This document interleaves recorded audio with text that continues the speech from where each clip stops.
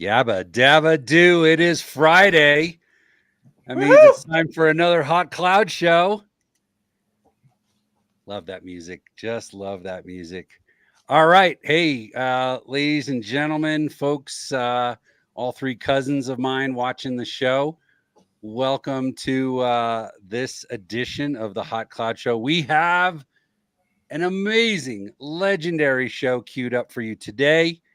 We are joined by Danny, how do you pronounce that? Collins and Jason Huber, our video surveillance SMEs. And we're gonna talk about video surveillance today, but we're gonna do it in such a way that it's far more interesting than the Inquisition, because, like, who wants to hear about product features and facts? It's just that gets boring pretty quick. All right, before we get too far along, let's get the business out of the way. Rob, bring us in. Today's presentation is brought to you by Wasabi. Wasabi provides secure, simple, and affordable hot cloud storage for businesses all over the world. Our hot cloud storage enables organizations to store and instantly access a virtually unlimited amount of data with no complex tiers or excessive fees. We help companies all over the world protect their data from cyberpunks, as well as enabling innovation and discovery fueled by copious amounts of data. Outstanding. Let's give him a big round. Let's just. I have to do a voiceover next week, and I'm going to actually assign it to you, Rob. So awesome. There you go. There you go. Hey, you'd be surprised how hard doing voiceover work can be, Danny. That's why I don't want to do it. Got to bring some energy. Got to bring some emotion. All right. So the new guy, the fun new guy here today is Jason. Jason, you're looking really spiffy today for a Friday. Appreciate you having faith in us. We'll shatter that momentarily. This is a show unlike any other. So if you're about to drop, don't drop. Here we go. We're gonna get into this. So if you're familiar with one of the great late night hosts, Mr. Colbert, he has a set of questions he uses to interview his guests. We're gonna borrow from that kind of liberally. We're going to kind of sprinkle a little fun in between actually talking about the topic at hand, video surveillance. So just to get it started, to warm you up, Jason, first question, best sandwich. Oh, best sandwich. I live in St. Louis. We've got some good sandwich shops. I tend to go towards ham. That's my go-to. Usually one of the Italian sandwich shops on the hill in St. Louis, and stick with prosciutto, ham. That's usually the way I go. All right. You put anything green on there? Any cheese? Oh yeah, usually what it comes with. I'm not picky. I like the fixins. Put some mayonnaise on there, some mustard, whatever it comes with. I usually roll with it. The sandwich guys know their job, and they usually do it pretty well. All right, Danny, Rob. I already said this. The Togos, man. The number 7. It's the turkey and avocado, man. That's my go-to. Danny. Well, I mean, Rob, would you consider a burger a sandwich? Okay. You're gonna have to change your answer. I know where you're going, Danny. I can't believe you went there. But that being said, I'm a steak and cheese guy, or as the Philadelphians call it, a cheese steak. Yeah. That's going to be my go-to every time. All right. Yeah, we just had. I'm going to revise my answer. No, too late. We're moving on. Sorry. No. Double animal style from the one and only In-N-Out. Good answer. Jason, have you ever had an In-N-Out burger? Oh yeah. My daughter lives in Los Angeles, and I spent a couple years living there myself in Southern California. So, all right, you get off the plane at LAX, that's your first stop. Oh yeah. Yes, I like this guy already. There we go. Big fans. All right, let's get to a rather less non sequitur question here. You've got quite the background in physical security, Jason. At least that's what Danny tells me. Tell us, tell us a little bit about your background. You've worked at Genetech, and maybe sprinkle in there your thoughts about how, the shift to cloud is starting to take hold. Yeah. Thank you. Thanks for having me, by the way. Absolutely. Exciting to be on with you guys. For me personally, I've been in this space for a couple of decades. Just dated myself, but the last 14 of which were probably very exciting in the whole video surveillance space. But I mean, I started out as a technology guy. I just for a second went down a technical track, and the lure of sales just kept pulling me back to the money. But once I got, firmly into the security space, things were shifting into IP video hot and heavy, like probably right, at the beginning of the trend. So that was, the early 2000s, mid 2000s, and, everything shifted over. And it's been an amazing run, for 14 years, for an enterprise class VMS provider that was top market share. So it was great. I got into a lot of really high profile conference rooms to present, and closed a lot of business. It was great times, good stuff. But the whole time, I was always that guy. If I had a customer, I wanted to make sure everything went right. I put my cell phone on my business card, and I wouldn't say it happened a lot, but invariably something would blow up.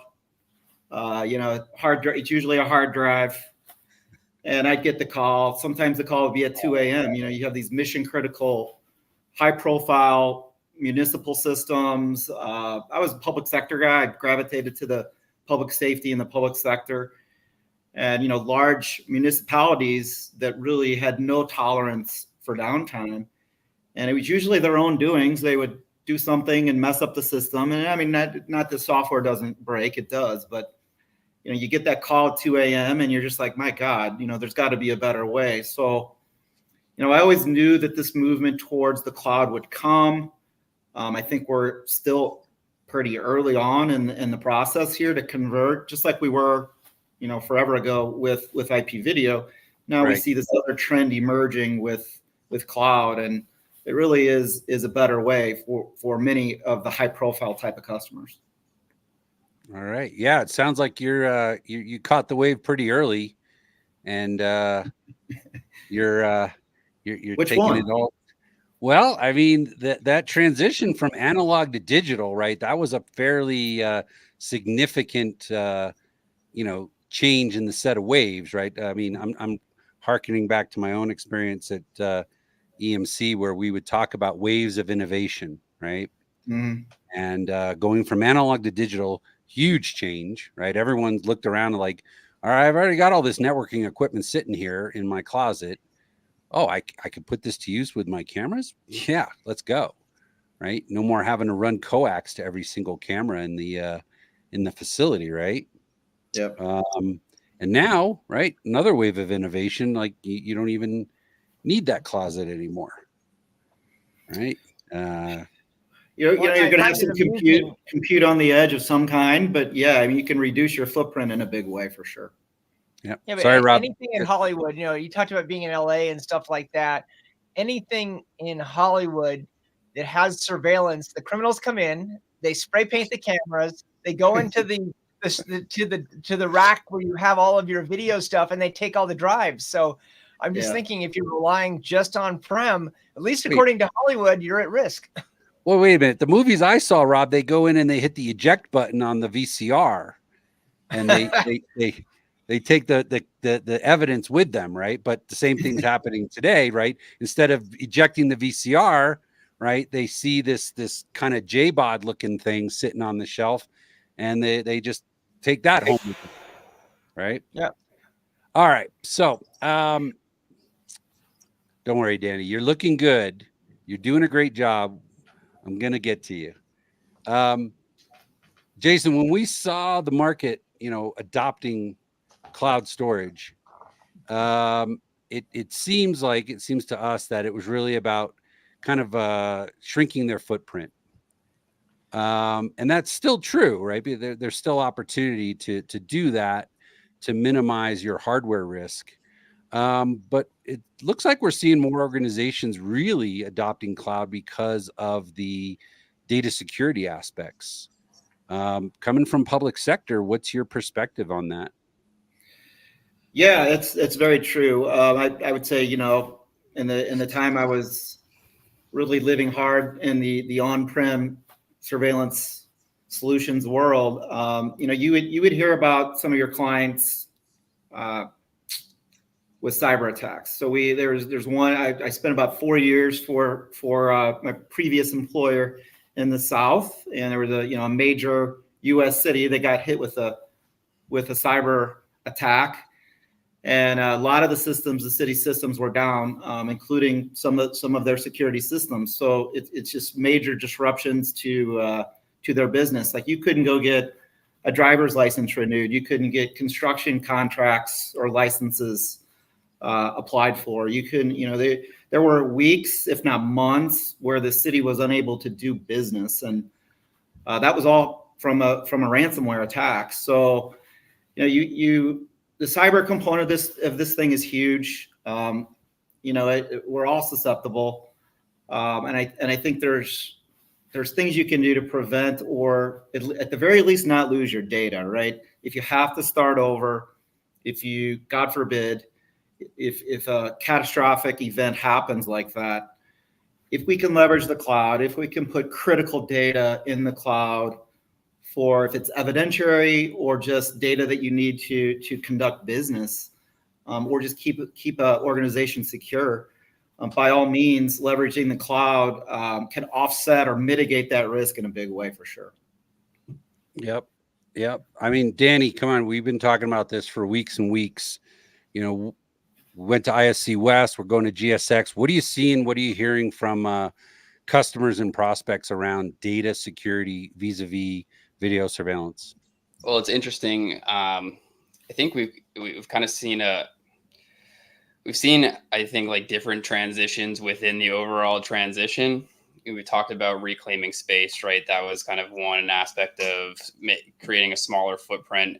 Then you have the backup piece of it. But I think it can even be even smaller than that we're seeing, where it's customers or potential customers or prospects in the space might not even want to. And it was kind of what Jason was alluding to, was even move everything to the cloud. But maybe it's select cameras in high traffic areas, or select video for evidence purposes, right? So we're seeing it doesn't necessarily have to be all the video that's coming in, because, like, even there could be a camera that's recording 24/7 that's nothing, and it's not recording anything, or just motion. So I think folks in organizations are starting to pick out those mission critical, as we're calling, and those specific streams that are like, if you really start off with asking yourself the question of, can I lose this video? I think it's a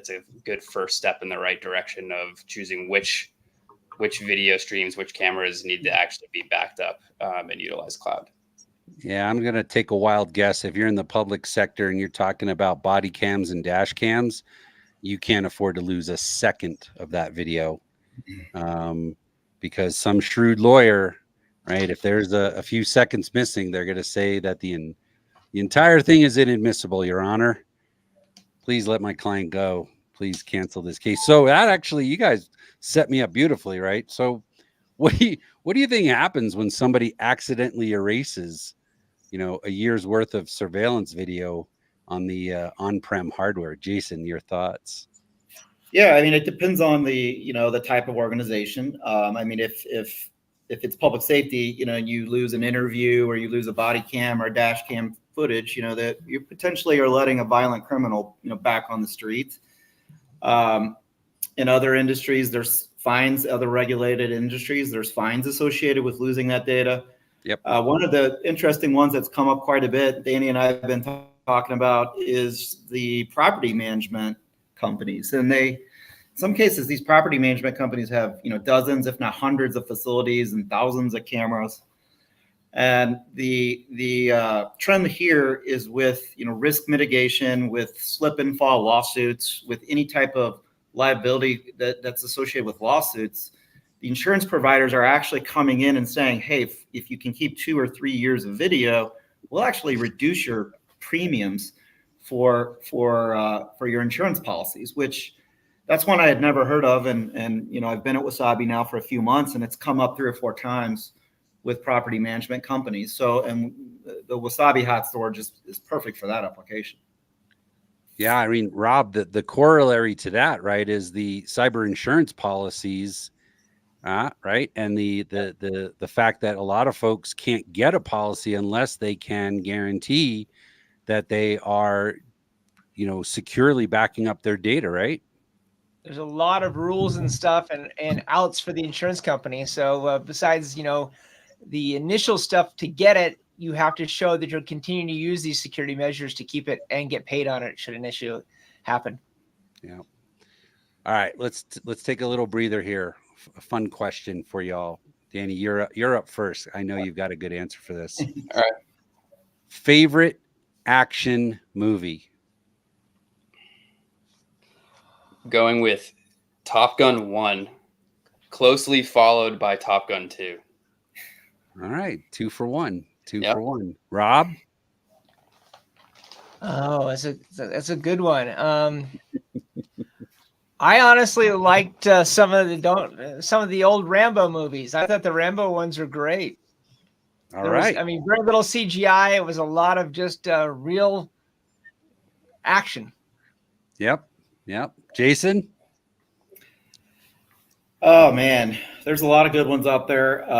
I've probably been subjected to more Bruce Willis than I would even like to admit. My significant other's really into Bruce Willis. As you can see, she likes ball guys. But probably I think the original Die Hard is the original Die Hard. I'd go with that one.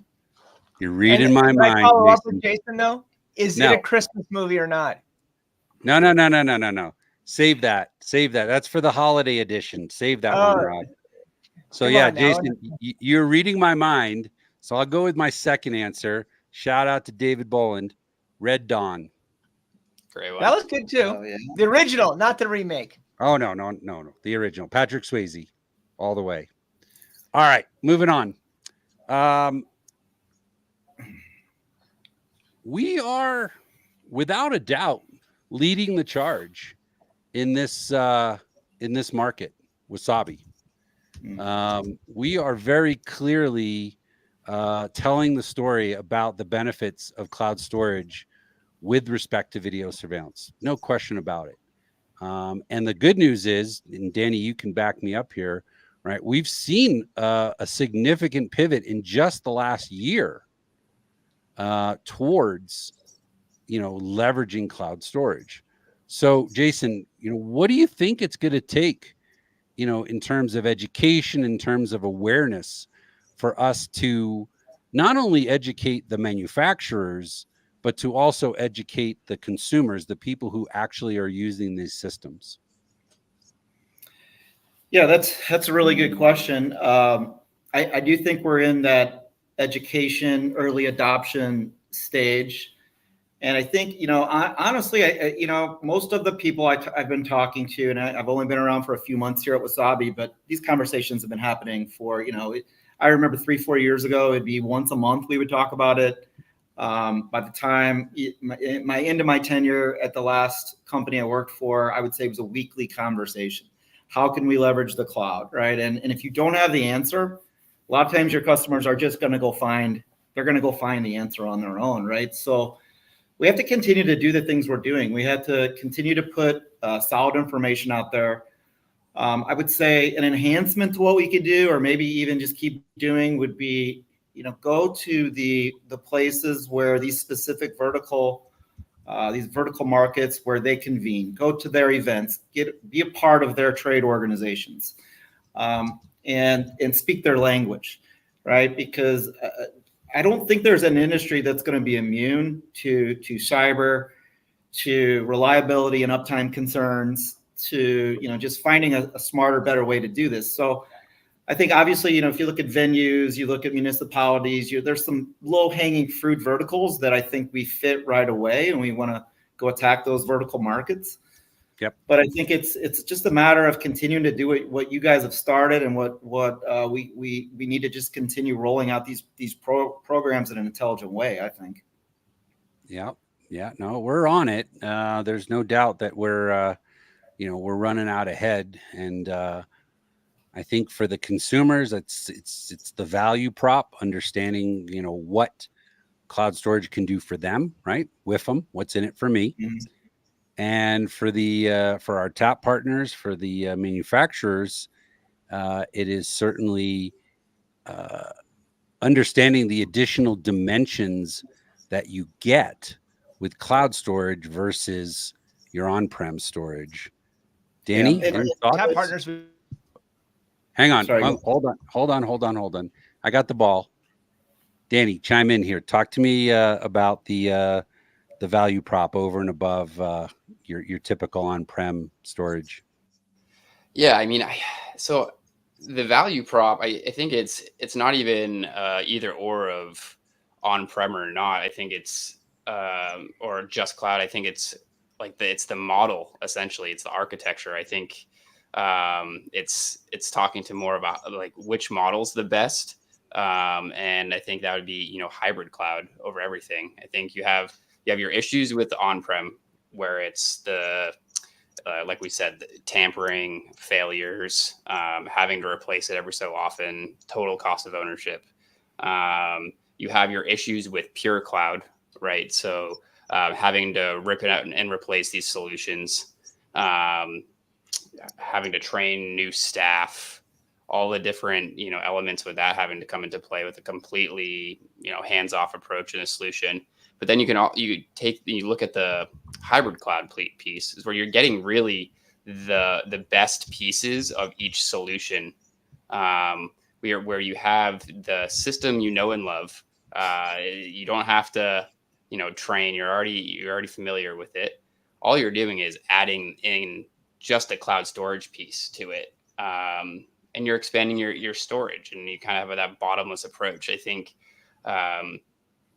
We're never going to see large companies, large enterprise companies shift to a completely cloud model, right? There's just too much with that on-prem system that they're not going to rip and replace. Yep. But they still want to leverage the benefits of the cloud. And I think that's where you're going to see, by just simply adding in cloud storage to it, they still get to use their system just like they normally would.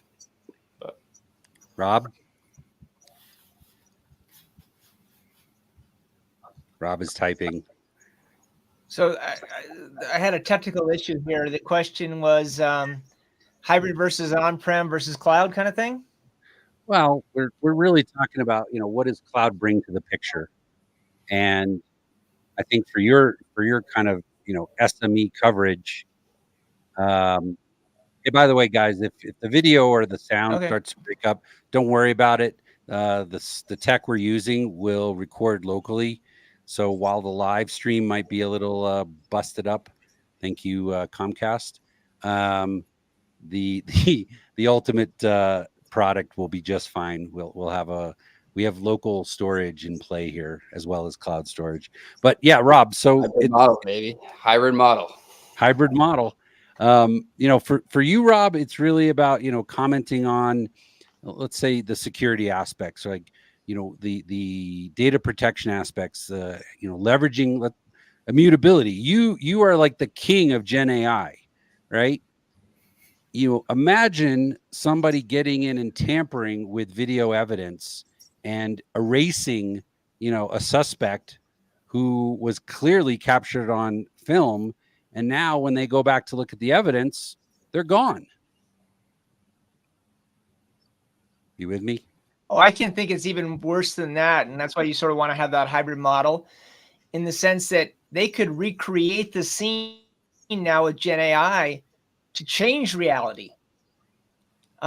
It's not necessarily surveillance, but there was a story I heard at RSA World where they had a executive from a company in the Far East was basically use deep fakes to cause and create a Zoom call with a subordinate and convince them to send millions of dollars to a special account that it all went away. Nice. And the subordinate was so convinced it was the executive because the deep faking was so well done. Yeah, I mean, all this stuff we see on Mission Impossible, it's not impossible. It's coming. All right, hold on, Jason. I think we've tapped this one. Technology is a wonderful thing.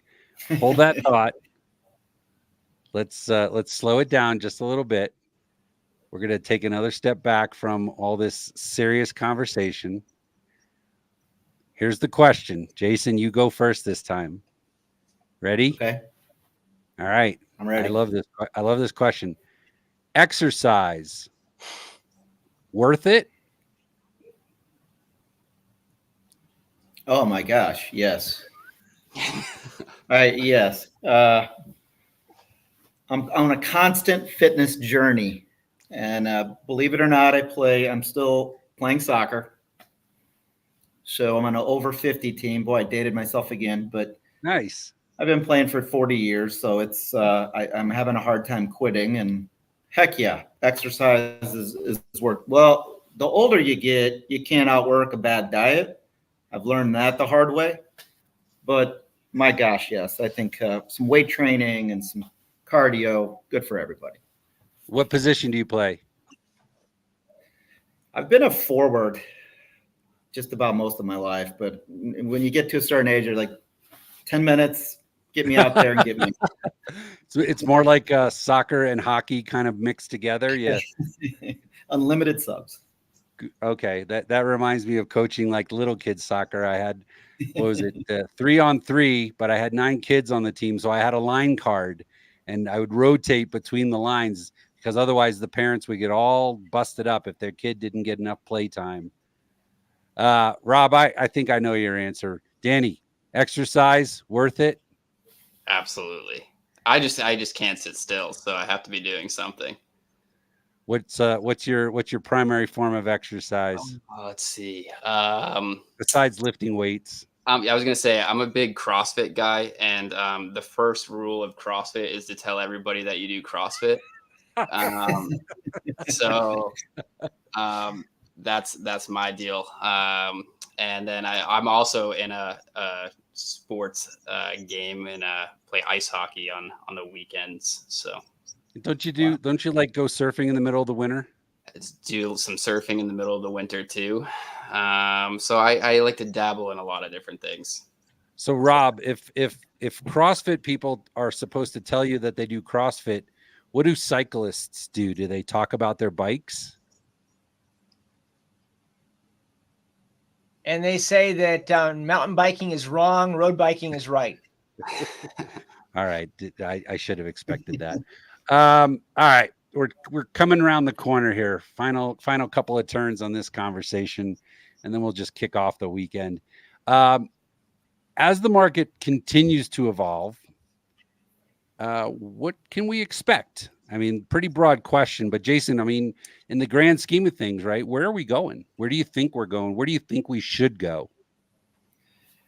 It's a really good question. I mean, I think there's some of it is yet to be determined, but I really like Danny's answer from earlier, where you look at, I was at a VMS provider for a while, and when I started, they launched 5.0. By the time I quit, we had released 13 versions of this same platform. And it was a robust platform, like it could, do everything you ever wanted it to do. And a lot of that was customer driven. So these robust on-prem VMS platforms, still with compute on the edge, right? These are feature-rich platforms that have real-time on-prem capabilities that are not easily replaced by the vSaaS providers, which there's great vSaaS offerings out there. Sure. But I do think, and that might be the right choice for some organizations, but there's a whole chunk of the market that is going to continue to roll with these really advanced enterprise or even middle market solutions that make a lot of sense. So I think for this little window of time here, and I'm not sure what that is. I'm going to guess it's 5 to 7 years. I think we're going to see a lot of these robust platforms be the norm, but they're also going to be looking to leverage the cloud to make things easier and have better uptime and reliability and cyber hardening. But then at some point, I think the VSaaS guys are going to solve some problems, and I think at some point we'll see more and more of the VSaaS offerings enter into that more higher end video space. So that's a, I don't know. No one has a crystal ball on the timelines, but that's generally kind of how I see things playing out. Sounds good. Makes perfect sense. Danny, your thoughts? Yeah, so I agree with everything that Jason said, and then also we're starting to see as the market, the adoption increases more and more. We're starting to see like larger bodies trying to even define as standards on cloud because cloud is such a very all-encompassing term. We have complete cloud platforms, we have cloud storage, we have analytics, we have access control, right? So the term cloud is very all-encompassing. So I think we're going to start seeing more and more standards come out for different aspects of, just like we see standards in cameras with OnVIF. I think we'll definitely see standards with cloud. What that looks like, I'm not sure. But we at Wasabi do have an idea from the cloud storage piece of it. Yeah, I think we're going to start seeing that. And I think the consumers will start to get a better idea of what is what within the cloud, essentially. Yeah. So, yeah. I mean, I like that a lot. I certainly see an opportunity for us to help support the development and the establishment of those standards, especially around cloud storage. If you are a manufacturer and you're looking for a little bit of help understanding what is this magical thing called cloud object storage and how can you use it to maximum benefit, we'd love to have that conversation. There are still a number of features like object lock / immutability, replication, additional security capabilities that would love to see on the roadmap for each and every VMS vendor, right? Storage is a very well-established technology, and seeing a full adoption of those capabilities as part of a VMS evolution would be fantastic. All right, Rob, last question for you. Why is mountain biking superior to road biking? It isn't, but I want to answer the other question you had. I think there's a piece. That's not the answer I was looking for. All right. I think a piece that we didn't cover too much, and it's beyond this conversation, but it'd be great to have a conversation with Wasabi, is the economics. I've heard on this call about higher resolutions, larger file sizes, storing things for longer, and access to advanced analytics, things like Air, for example, Wasabi Air. And if it breaks your budget, you're not going to store it for longer, even though that's the right thing to do. If it breaks your budget, you're not going to do the analytics on it. And if it breaks your budget, you're not going to continue to increase the capacity to allow you to do those things. So budget trumps a lot of these things. And I think Wasabi and others help preserve your budget, especially Wasabi, so that you can be safer and store more and employ the newer technologies. Excellent point, Rob. Excellent point. End of the day, it is all about the Benjamins, and hot cloud storage certainly is going to give you far greater capability, right, to protect those assets, to retain them longer, right, to qualify for the insurance that you're trying to secure. Yeah. A lot of things wrapped up in there. I don't think we've even begun to break it all down, but this is a great start to the conversation. I think we're going to tap out. Gentlemen, thank you all so much for your time. And for all three of my cousins watching today, thank you for tuning in. The check is in the mail. Everyone, have a great weekend. Be safe out there. Take care. Bye-bye. Thank you, guys.